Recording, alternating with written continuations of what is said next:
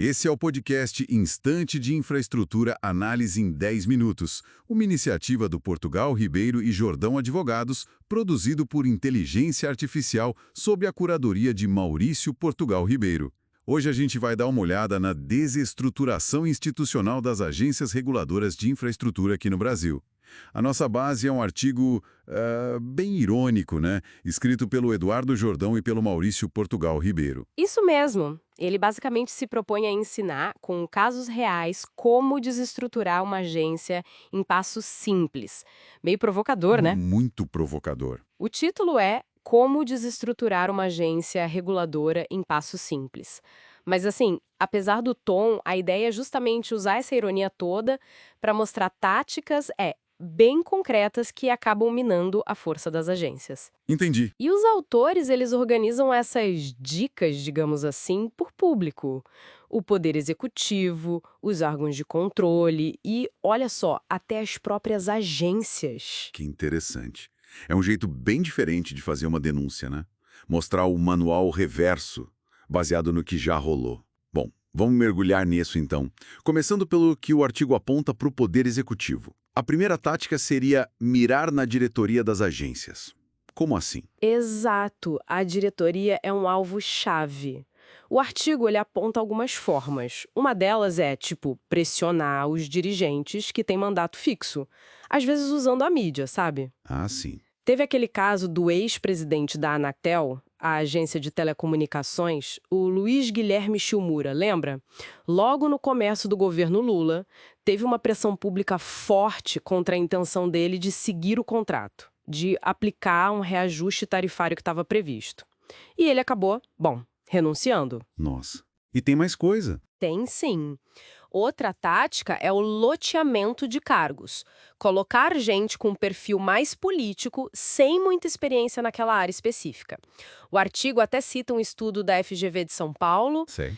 que indicou que só os 58% dos diretores nomeados tinham, de fato, uma trajetória conectada com a área regulada. Menos de 60%.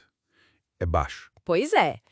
E some a isso a demora proposital para nomear, né? Deixar cargos vagos ali por vezes, às vezes 6 meses em média, segundo o artigo.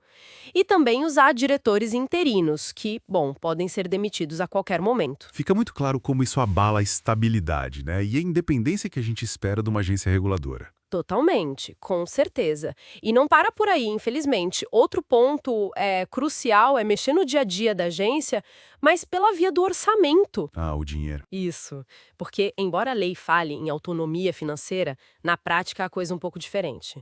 O dinheiro que as agências federais arrecadam, tipo taxas de fiscalização e tal, Uhum. ele vai para a chamada Conta Única da União. É um caixa central do governo. E para a agência poder usar esse dinheiro que ela mesma arrecadou, ela depende de liberação do governo. Peraí, então o governo pode simplesmente segurar o dinheiro que a própria agência gerou? Exato. Ou devolver bem menos do que foi arrecadado. E ainda fazer cortes extras em cima disso, os famosos contingenciamentos.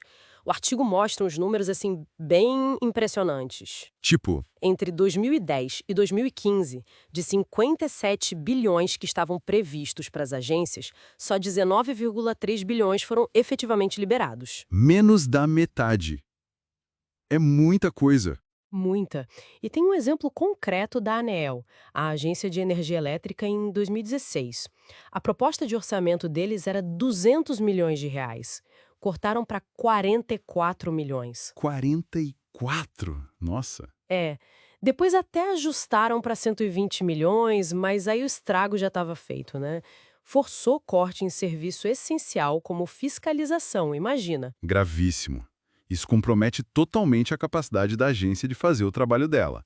Mas, bom, o artigo não culpa só o executivo. Ele fala também dos órgãos de controle, tipo o TCU, Tribunal de Contas da União. Como é que eles entram nessa história de desestruturação? Então, aqui a tática é um pouco mais sutil, talvez, mas muito poderosa. É usar o poder de punir para basicamente intimidar. O artigo fala de casos de punições pessoais a técnicos e diretores pelo TCU. Punição pessoal? Sim, mesmo quando não tem nenhuma suspeita de que a pessoa ganhou algo com isso, sabe? Só porque o tribunal discorda da decisão técnica que foi tomada lá atrás. Isso acaba criando o que os autores chamam de direito administrativo do medo. O medo de ser punido mesmo agindo corretamente. Imagina o efeito disso.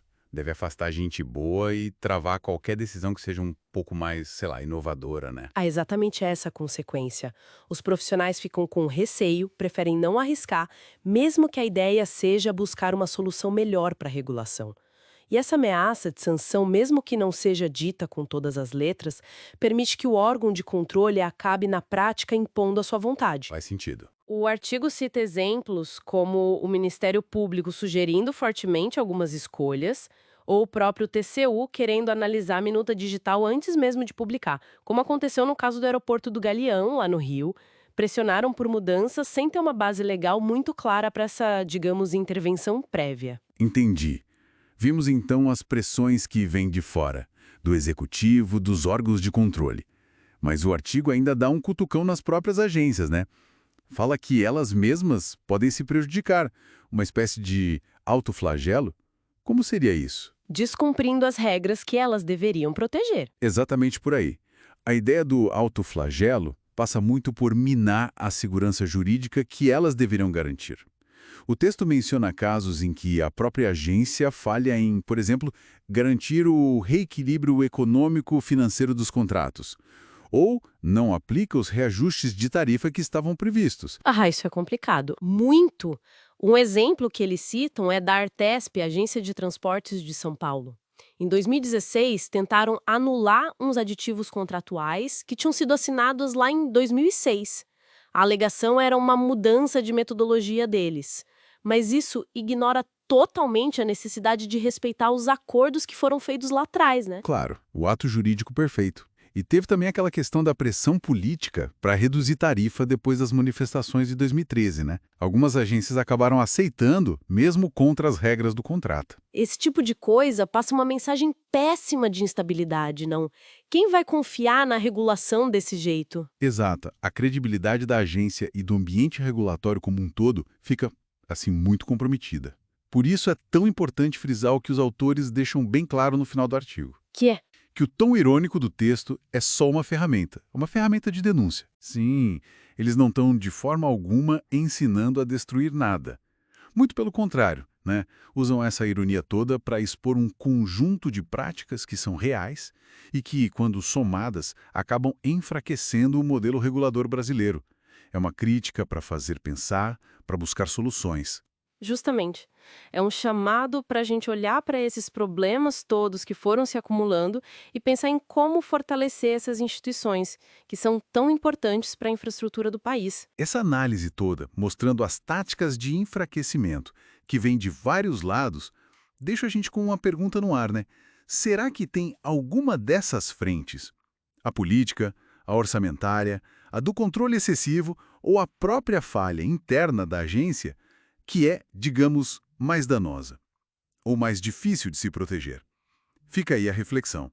Esse foi o podcast Instante de Infraestrutura, análise em 10 minutos, uma iniciativa do Portugal Ribeiro e Jordão Advogados, produzido por inteligência artificial, sob a curadoria de Maurício Portugal Ribeiro. Até a próxima semana.